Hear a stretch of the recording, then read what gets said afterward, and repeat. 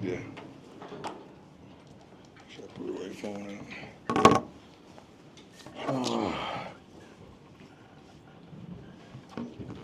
Students of the week. Titus Batista, freshman running back from Chicago. Molecular, cellular, and development biology. That's a mouthful. Alex McPherson, freshman D lineman, Florida Boy, Exploratory Services. Spring game will be televised. ESPN2 will broadcast spring game on the 19th. We got to sell this thing out and pack this thing because the way the trend is going, you never know if this is going to be the last spring game. I don't believe in that. I don't really want to condone that. I would like to play the spring. Actually, I like to play against another team in the spring. That's what I'm trying to do right now, to have it competitive. Playing against your own guys kind of get monotonous, and you really can't tell the level of your guys because, it's the same old, same old. Everybody kind of know each other towards the end. I would like to style it like the pros. I would like to practice against someone for a few days, then you have the spring game. And I think the public will be satisfied with that tremendously. I think it's a tremendous idea. Yeah, I've told those personnel who should understand that it's a tremendous idea. Big 12 Pro Day and CU NFL Showcase. Pro Day is in Dallas Tuesday to Friday. I'm actually trying to attend that Pro Day to support a multitude of our players that's going to participate. Some won't. They may attend, but some won't because they're going to save it for our Pro Day because we should have all 32 teams in attendance because we got that many players that can fly out play the game. That's April the 4th in the indoor. Nike Coaches Clinic about the top 50 high school coaches from around the country here today and tomorrow for a 2-day clinic. They've been phenomenal. They started off with us in the meetings. They've had access to our practices, to our meetings, to everything, and I love it because a lot of these guys feature guys that we're recruiting right now, so it's good to form a relationship. A lot of these guys I knew from coaching, high school football coaching, the plethora of Under Armour All-American games that I've coached. So there are a lot of friends out there. New staff hires and moves. You understand Marshall Faulk is here. Gunnar White is the head offensive line coach. Andre Garrard, who's awesome, played here. George Hegeman moved to assistant O-line coach. George Hilo moved to DN coach. Pecco, D-line coach. Pollock moved to special teams coordinator. Grant Hammer, new OC. Swayze, head of strength and conditioning guys. Gordon Nams, new assistant coach for strength and conditioning. We have a couple more of huge moves we'll probably make this week, maybe one next week that you're going to really appreciate the understanding of how wonderful this staff is. I always tell you that Rod and that staff, they comfort me, and these guys that we're bringing in, along with these guys I just announced, gives me tremendous comfort. Recruiting by the numbers, 31 total players, 14 from high school, 17 from the portal. 13 was 4- and 5-star recruits in the class. CU record 3 is highest totals now the last 3 years. Juju is the 4th 5-star signed in the last 3 years, doubling that total from the previous 25 years. So we are doing pretty good with high school guys, contrary to what people may think or say, but we don't care.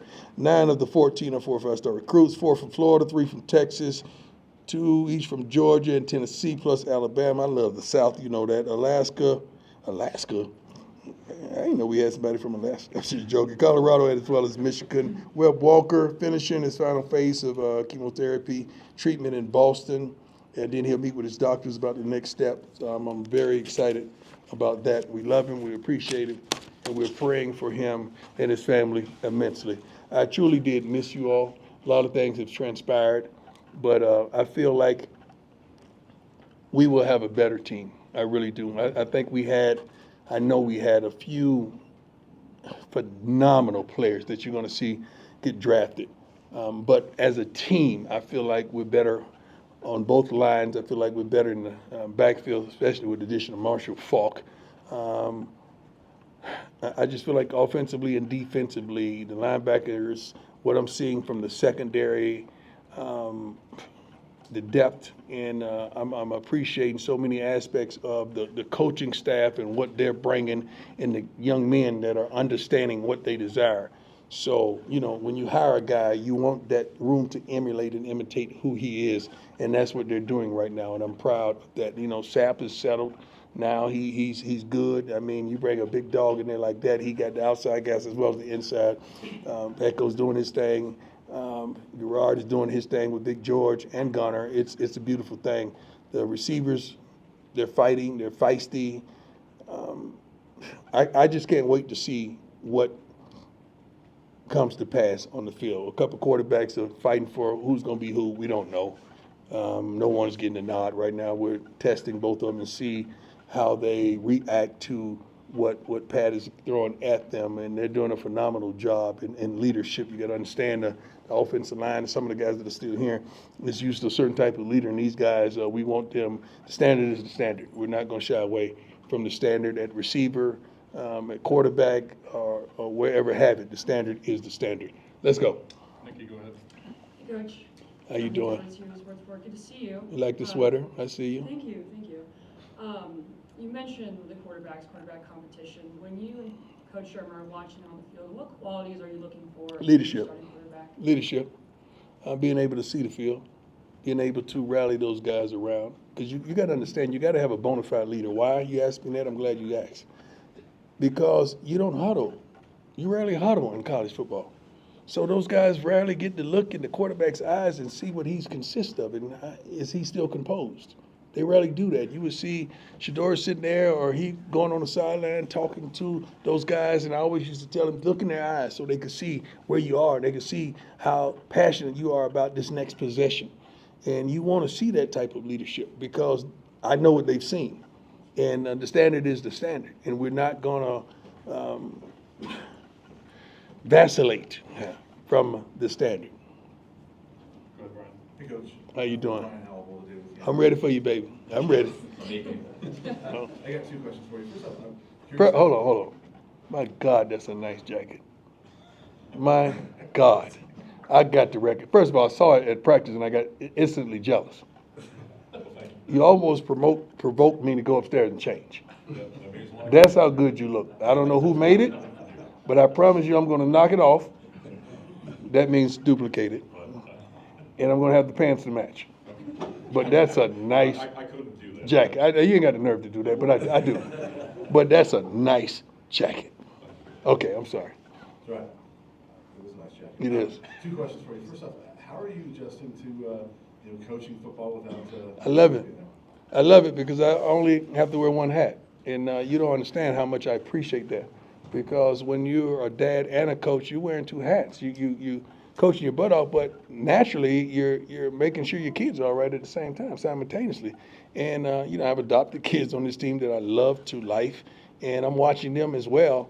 But it's nothing like your two biological kids being up there. You can't help but focus on those young men and seeing how they're doing. So it's different for me. I'm sure it's different for them, but I'm loving the process. I truly am. No, I want to ask you. I asked Coach Faulk this the other day, but obviously you've been very adamant about financial literacy for your players. True. He was in that industry for so many years. Right. The last several years, 7 years or whatever. How much did that play into you wanting to bring him in here, knowing that he could be able to help those guys in that regard? Well, I brought him in first and foremost because of his expertise of what he does. He was one of the greatest, arguably the greatest running back to ever play the game. I'm talking about in all phases: blocking, running the ball, catching the ball out of the backfield, and a bona fide leader.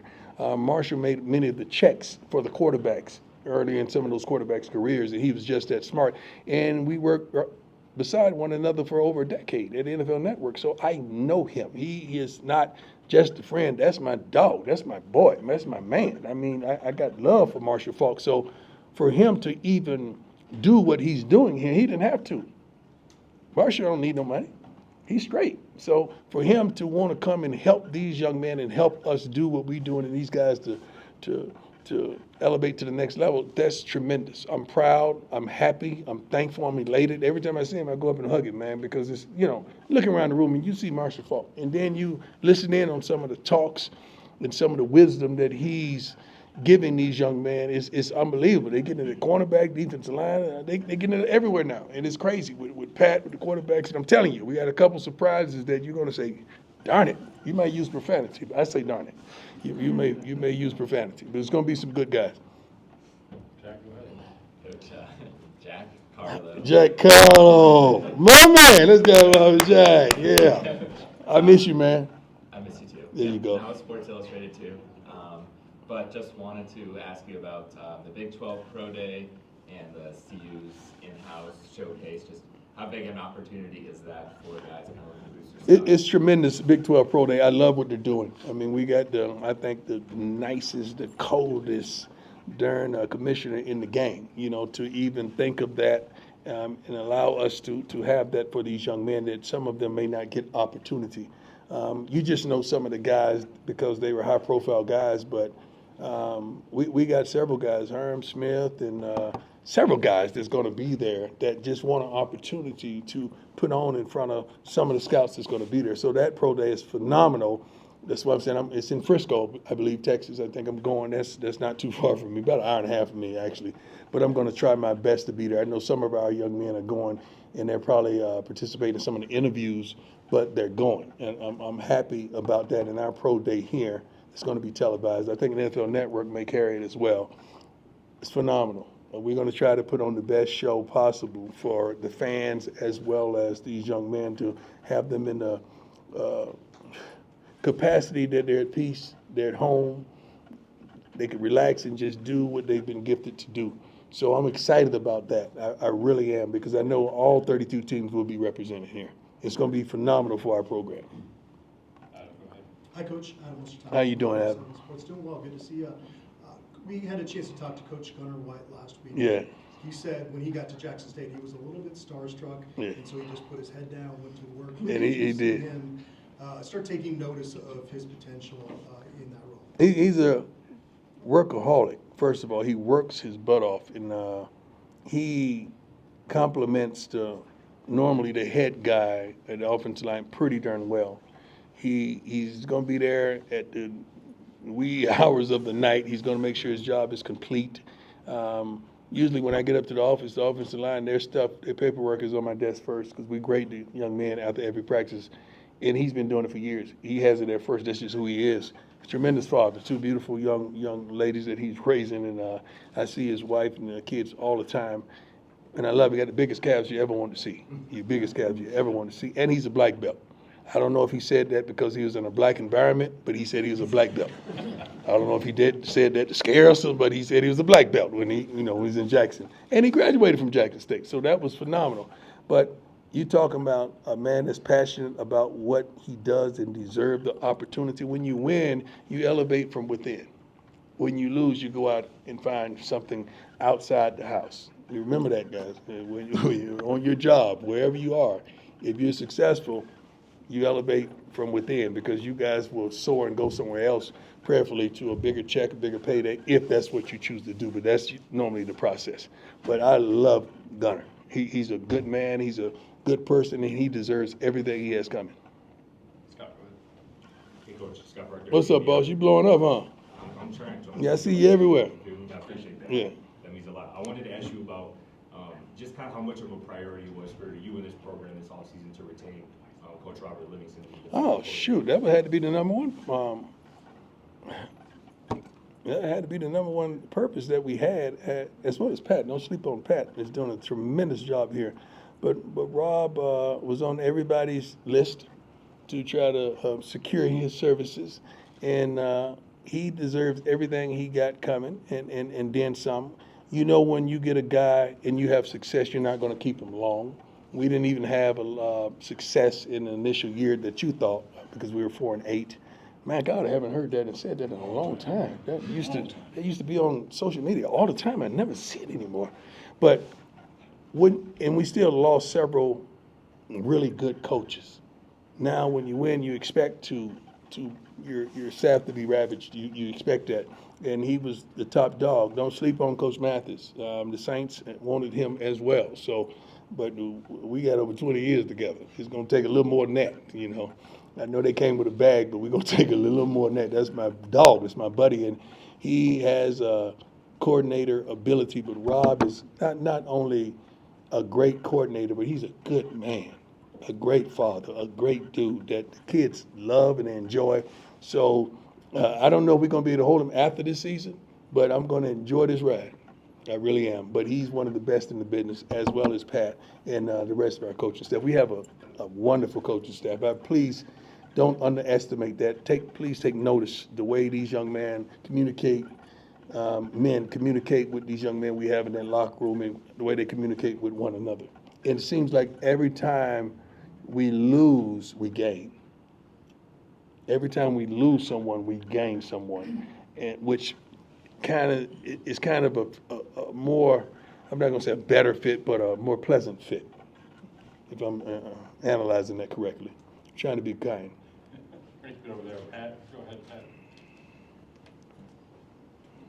Hey, Coach, How you doing, sir? I'm doing great, thanks. Like the hat. Awesome. Thank you. Hey, two-parter here. You brought in obviously a lot of gold jackets to help with this team. Any hints on who might be coming in next? No, I don't hint. I just do it. They just commented out. They're here. There wasn't no hint with Marshall, was it? That out. Some of y'all tried to break the story. I ain't gonna call it no names. But yeah. Huh? I call. Yeah, thank you.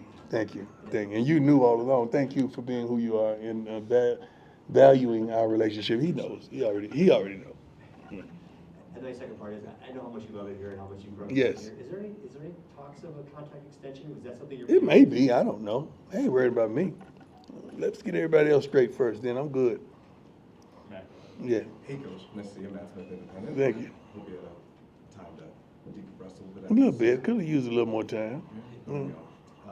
All right, so one of the things I didn't get a chance to ask you at the end of last season were what your offseason plans were going to be. We talked about it after the Utah game, your first year, Right. running the ball 1A, Right. stopping the run 1B. What would you say Same was thing. this offseason?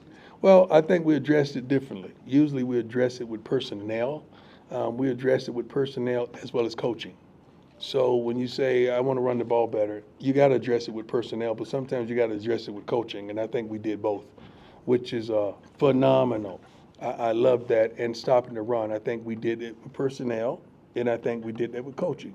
So I learned from year one. You can't just do it with personnel. You got to do it with coaching as well, and they must be united with one another, and you got to know what you need. Not just grabbing somebody from the portal. You got to check them out thoroughly, make sure it's a fit, just not athletically, but do he fit with the culture and what we're doing here at CU. And I'm happy and I'm elated what we have in-house. We still going to go fishing for a few more, and we're gonna come up. We already know that. That's probably why everybody's moving to stop spring games. I don't know why. You're not going to stop nobody from leaving your program by not having a spring game. If you want to save money, just say that. But you're not going to stop. The kids already gone. Like they already reached out and contacted somebody else. And they already gone. Like that's not going to stop. I'm not going to have the it's like I'm not taking your little lady to the prom. Yeah, whoever going to get her, they're going to get her. All right. As soon as you go to college, they're going to get her. So it is what it is, man. It's not going to stop it. I'm just thinking of a way to improve it. That's why I want to play against somebody. Couple more, Arnie, go ahead. Arnie Stapleton, Associated Press. Good to see you again, Coach. Good to see you, sir. So when Patrick Surtain II got drafted, I asked his father what had been more nerve-wracking for him, his own draft day experience or watching his kid. He said by far it was watching his kid. So I'm just curious with you as Shiloh and Shedeur, kind of head into this big month. If you could kind of compare to when the Falcons got you fifth in '89, is there any difference in I don't know if Yeah. it's nerve-wracking or No, it's not nerve-wracking. First of all, it's a blessing. They received a lot more ignorance than I did. I received some, but we didn't have the social media channels and all the different things that's privy today, so you could get a breast of all that. Not at all. I mean, you got to understand, I was a two-sport guy at the time, so you can imagine what it would have been like with all the hate and the naysayers. I was a little different. It was a team I wanted to go to that I made it possible for me to go to that team and that team only because I had the leverage of playing baseball, and I'm thankful that the Atlanta Falcons chose me. That's where I wanted to go. My kids don't have that luxury of saying where they want to go. We would never do such a thing. And I told you, if that would come to that, I would quietly talk to that team behind the curtains. I would never put them on blast for nothing of the sort.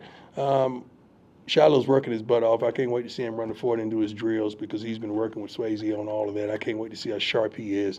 Shedeur is a workaholic. You guys know that. He is who he is, and sometimes people forget what he's accomplished here at CU and how accurate and how good he is, because you got to take a shot at somebody. And you might as well take a shot as a Sanders. We built for this. We've been through this from birth. From youth ball, from his first Pee-wee ball. You don't think when we put up in the car that we put up with and the gear that we put up with and the team that we put up with, we want to attack and criticize from here on? They've been through this. They got this. So I love it because it's giving them that understanding and that chip on their shoulder. Not that they need it, but I like it. I really like it, and I can't wait. We've already won. We came from a private school, and we came from an HBCU. We've won. He's getting drafted. He's going to go in the first round. Shiloh's going to do his thing. All he needs is opportunity. We've won, man. We've already won. So we're thankful, and we're just trying to pave the way for others. So we can't lose at this point. We're so darn blessed. We're not stressed. Do you see how I look right now? Do I look stressed? Let me take these glasses off so you can zoom in. Do I look stressed? No, I look blessed. Okay? So, I don't know what they expect from my kids. They daddy's sons, man. Please. We're used to adversity. We're used to ignorance and adolescence. We're used to that. So if anybody could handle it, I think they can. And I'm a proud father, not for the stuff that you know about. I'm proud for the stuff that you don't know about that they've gotten through. I am. Okay, 2 more, and then we gotta get back to the clinic. Go ahead, Ryan. Yeah. Round skulls from Rob Report. Speaking of Shedeur, hold on, I gotta ask, this is my son. Hey, son. That was really him. That was right on time. That was the spirit, wasn't it? Let me see if he has something to say to y'all.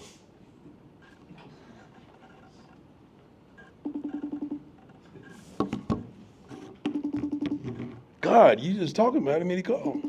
Is that Ears were burning.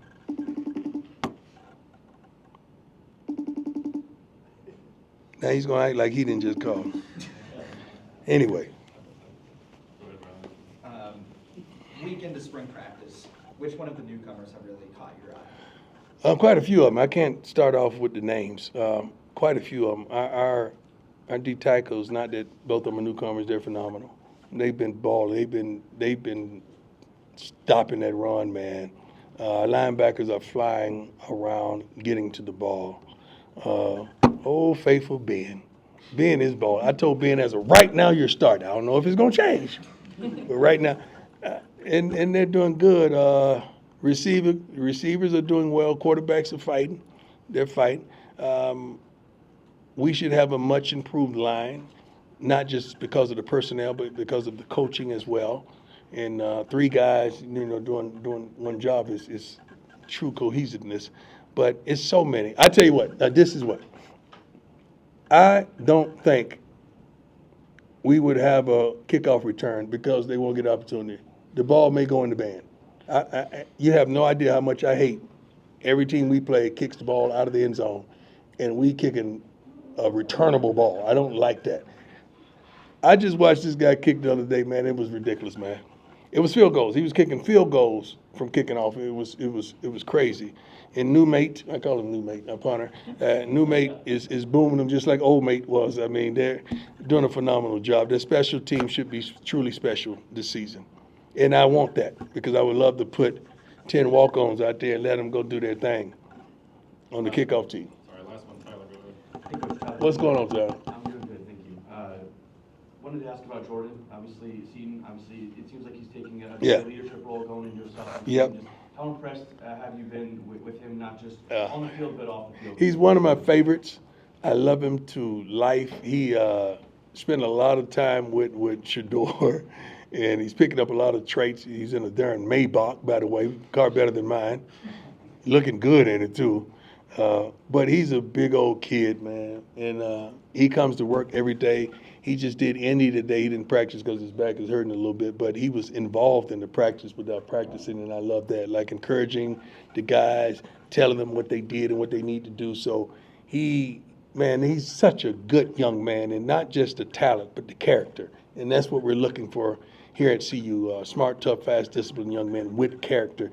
And he epitomizes that. I'm going to tell you one other kid that I really like before I go. Isaiah Harge. I love this young man with so many others, but he stands out because I don't know if the last home game we had 3 guys that play both ways, and he was one of them. Brown was the other one, and of course Travis. But he is coming into his own at playing the slot receiver. He is. We've taken him off defense so he can focus on that slot. And this kid, he's going to do some incredible things this season. He's doing really well.